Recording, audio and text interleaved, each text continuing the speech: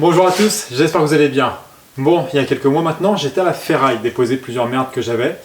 Et en revenant, j'ai ramené encore quelques merdes. Dont ceci, qui est une superbe perceuse à colonne, comme tu vois, toute neuve. Je sais pas de quelle année elle est, il n'y a pas la date dessus. Mais pour l'avoir essayé, je sais qu'elle tourne en 3,80 et qu'elle tourne sans faux rond. Donc du coup, tu l'auras compris, aujourd'hui on va attaquer la restauration de cette perceuse à colonne et on va la repasser en 220.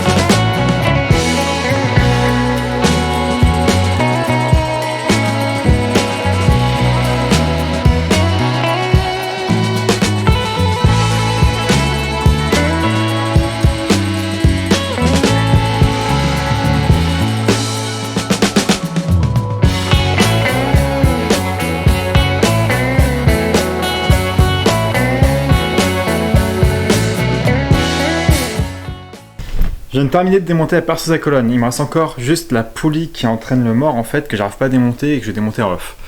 Au début, les vis n'étaient pas grippées, j'étais surpris, tu vois, tout était bien graissé, tout était nickel. Mais plus j'avançais et plus c'était la merde. Et les dernières vis, j'ai dû sortir le chalumeau et le maillet. Mais dans l'ensemble, c'est plutôt en bon état. C'est attaqué par la rouille, mais c'est pas perforé, tu vois, c'est pas trop marqué. Donc là, ce que je vais faire, c'est les pièces qui sont rouillées, je le mets dans du vinaigre blanc. C'est une technique que j'ai déjà utilisée, mais j'étais pas trop satisfait. Donc là, je vais essayer sur du plus long terme. Je vais laisser 3-4 jours environ. Donc du coup voilà, je mets tout ça dans du vinaigre blanc, j'essaye de démonter ma dernière pièce et puis je te retrouve dans quelques jours, enfin quelques instants pour toi, pour nettoyer tout ça parce que là, vraiment il y a du taf. Hop, tiens, pour te montrer, petit avant, hop, on va le mettre comme ça dans le vinaigre et on se retrouve dans quelques jours pour voir ce que ça donne. En attendant que le vinaigre blanc fasse son effet, je décide de m'attaquer à la colonne de la perceuse. Et là, comme tu peux voir, il y a du taf. Donc du coup, je prends une bombe de lubrifiant universel, une éponge abrasif, et puis après, il n'y a plus qu'à frotter jusqu'à ce que ça brille.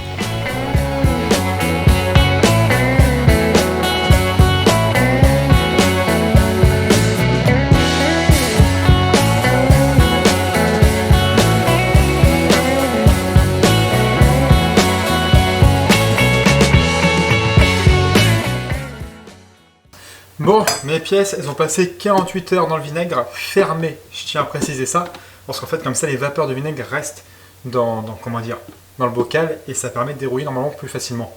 On va ouvrir ça ensemble et on va voir ce que ça donne.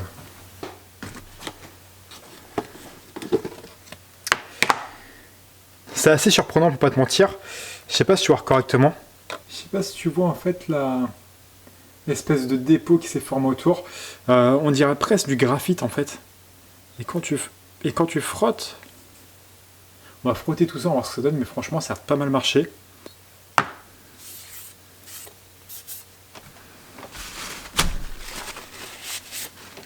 Putain. Eh, c'est ouf. Ça, c'est la plaque qu'on avait mis ensemble en dernier dans le bac. C'est cette face-là que je t'avais montré, donc on va la nettoyer, on va voir ce que ça donne. Mais franchement, c'est ouf jusqu'à maintenant. Ah, c'est ouf. Je sais pas si tu me crois ou pas, je m'en fous après, de toute façon. Moi, je fais ça pour moi et pour vous, pour partager, et aussi pour avoir des retours d'expérience et des techniques. Tu vois, si t'as une autre technique qui déroule, tu me le dis. Mais putain, c'est ouf quand même. Franchement, je suis étonné. J'avais déjà essayé, j'avais pas eu d'aussi bon résultat. Alors, je sais pas comment je m'étais démerdé. Il y a très longtemps, je vois à peine 12 ans quand j'avais essayé ça. C'était sur une boîte Facom en métal. Mais là, franchement, c'est ouf.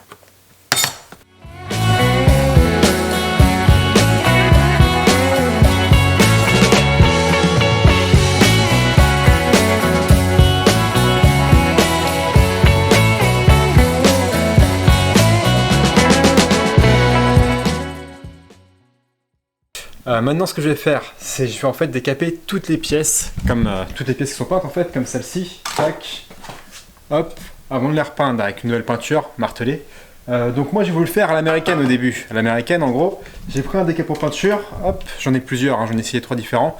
Là c'est le dernier que j'ai essayé. Je les ai mis dessus et je me suis dit ouais ça va faire comme les vidéos américaines de restauration, ça va crépiter, ça va cloquer au bout de quelques minutes, quelques heures peut-être, et je pourrai gratter et ça va venir tout seul. Vas-y. Je sais pas si tu as déjà fait mais mon cul, hein, t'as rien qui vient, ça marche pas, ça crépite pas. T'as un petit peu de peinture qui vient quand tu frottes, mais tu perds plus ton temps, tu bouffes tes poumons parce que c'est des produits qui puent la mort. Du coup, je reprends les anciennes méthodes. J'ai monté une brosse métallique sur une disqueuse. La maison du terreau aussi m'a envoyé pas mal d'abrasifs, donc je pourrais essayer tout ça. Et puis bah, on va frotter, hein, comme avant. Y'a que ça qui marche. Donc bon, je vais me couvrir un peu parce que je vais mettre dehors pour faire ça et il caille en ce moment. Et je te retrouve dans quelques instants pour le décapage de ces pièces qui va être pour moi interminable, je pense.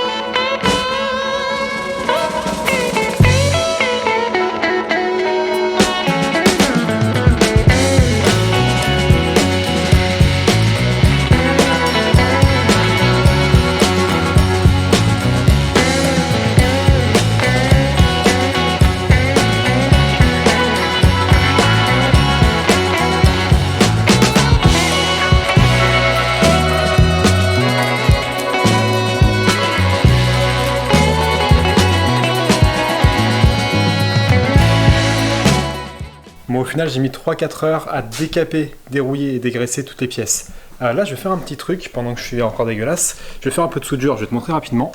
Cette pièce là, cette plateau inférieur, c'est qui va servir de support pour poser ta pièce que tu vas percer. Comme tu as pu voir, elle en a fait les frais. Donc moi ce que je vais faire, c'est que je vais souder tout ça, je vais reboucher tout ça au MIG. Après je vais revenir resurfacer tout ça à la meuleuse. Et normalement ça devrait être pas trop mal.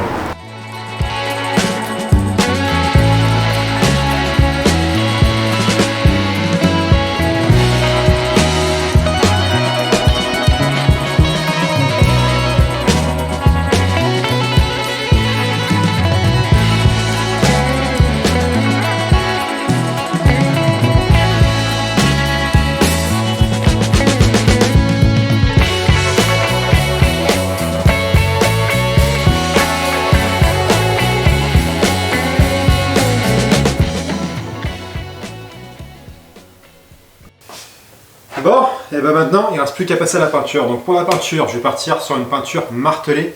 Là la marque c'est Redolin Peinture.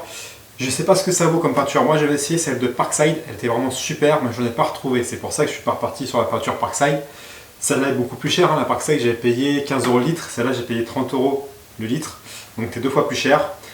Et je pars sur du vert, parce que pour moi une perceuse à colonne, désolé mais c'est vert. Pareil, un tour, un métaux c'est vert. T'as des couleurs comme ça, tu sais que tu associes des objets. Moi qui j'ai fait un peu d'industrie pendant 5 ans, et à chaque fois dans les ateliers, j'ai aussi travaillé beaucoup avec la maintenance industrielle, les machines étaient vertes. Donc c'est pour ça, je pars sur un vert pour ma perceuse à colonne, pour me rappeler ces souvenirs.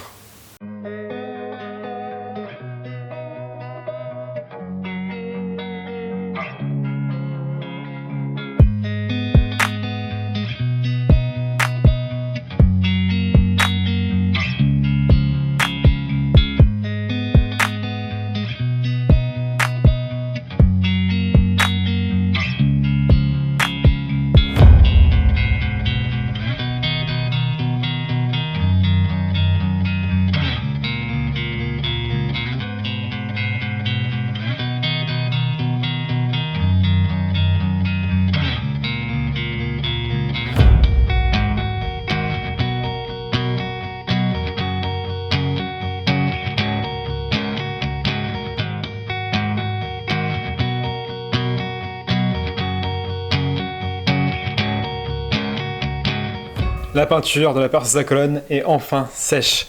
Du coup, je vais la mettre sur l'établi, je vais la monter directement sur l'établi. Par contre, juste le rendu de la peinture martelée, il est juste magnifique. Vraiment, l'aspect visuel est plus beau que la peinture Parkside. Hein. Tu comprends pourquoi tu la payes plus cher. Elle brille bien, elle est solide la peinture. Franchement, je suis content. Là, vraiment, je te jure, je suis vraiment content.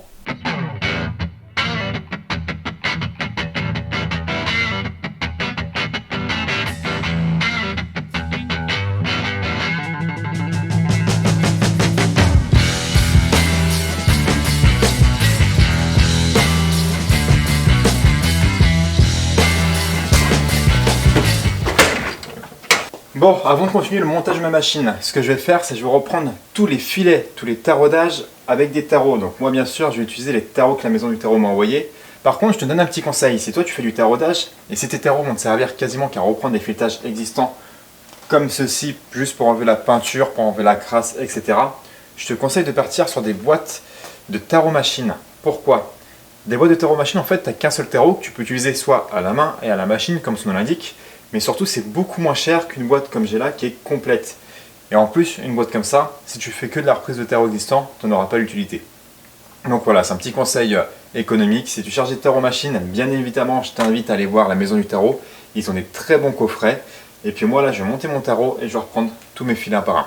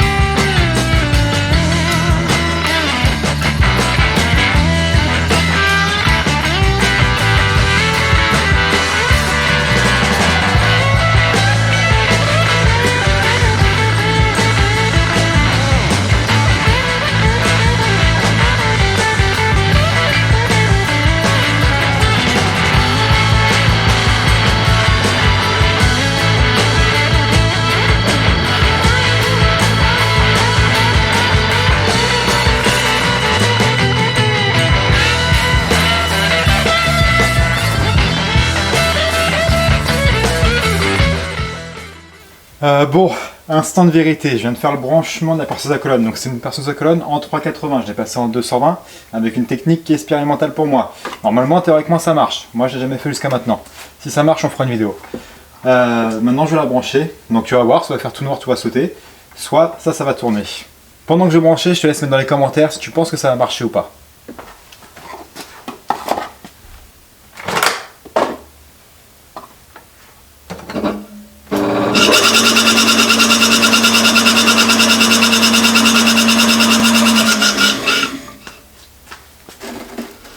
Bon, je t'avoue, là, je suis refait.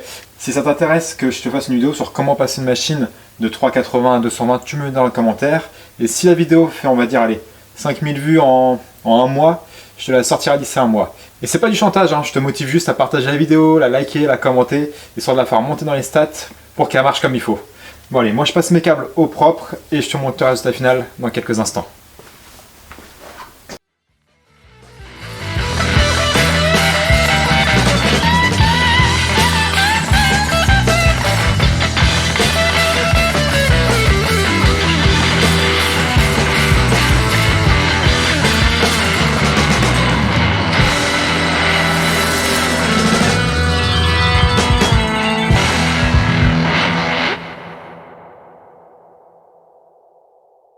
J'ai terminé de restaurer ma perceuse à colonne et franchement, je suis super content du résultat. Tout est dégrippé comme tu peux le voir.